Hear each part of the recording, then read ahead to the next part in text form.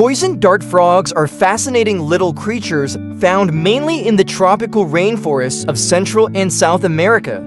These tiny frogs, usually measuring just 1 to 2.5 inches long, are famous for their vibrant colors, which can be bright yellow, blue, red, or green. This eye-catching coloration serves as a warning to predators about their toxicity.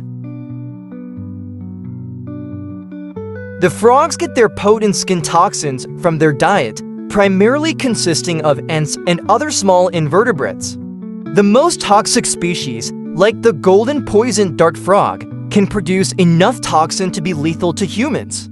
Interestingly, frogs raised in captivity without their natural diet don't develop these toxins.